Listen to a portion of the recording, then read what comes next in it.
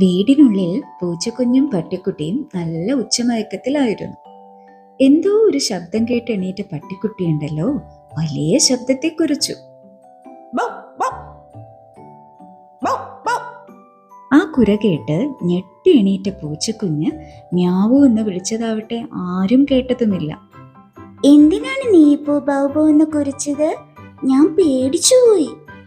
ആരോ ഇപ്പോ വീടിന് പുറത്തു വന്നു. നീ എങ്ങനെ അറിഞ്ഞു? ഞങ്ങൾ പട്ടികൾക്ക് അതറിയാൻ പറ്റും. അതിനാണോ നീ ബൗബോ എന്ന് കുരച്ചത്? അതെ, വീട്ടിൽ ആര് വന്നാലും ഞങ്ങൾ കുരയ്ക്കും. അതുകൊണ്ടാണ് ഞങ്ങളെ വീടിന്റെ കാവൽക്കാർ എന്ന് വിളിക്കുന്നത്. എനിക്കും ആരെങ്കിലും വന്നാൽ അറിയാൻ പറ്റുമല്ലോ. പക്ഷെ നീ എന്നെപ്പോലെ കുരച്ച് വീട്ടുകാരെ ഉണർത്തുമോ? ഇല്ല, എനിക്ക് നിന്നെപ്പോലെ കുരയ്ക്കാൻ പറ്റില്ല. ഞാൻ മ്യാവൂ എന്ന് വിളിക്കുകയേ ഉള്ളൂ. പക്ഷെ ഞങ്ങൾ അപരിചിതരെ കണ്ടാൽ കുരയ്ക്കും, ചിലപ്പോൾ കടിക്കും. എല്ലാവർക്കും ഞങ്ങളെ പേടിയാണ്. പട്ടിക്കുട്ടി ബൗബു എന്ന് ഉറക്കെ കുരച്ചുകൊണ്ട് വീടിന് പുറത്തേക്ക് ഓടി.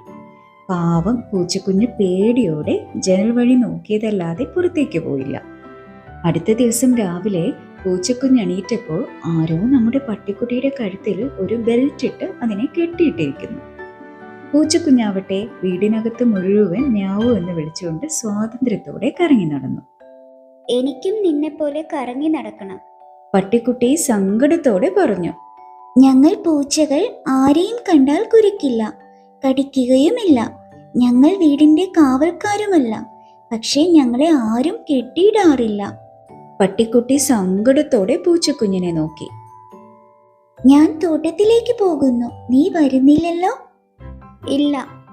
പൂച്ചക്കുഞ്ഞ് കളിക്കാനായി തോട്ടത്തിലേക്ക് ഓടിപ്പോയി. പാവം പട്ടിക്കുട്ടി സങ്കടത്തോടെ ജനൽ വഴി അത് നോക്കി ഇങ്ങനെ ഇരുന്നു.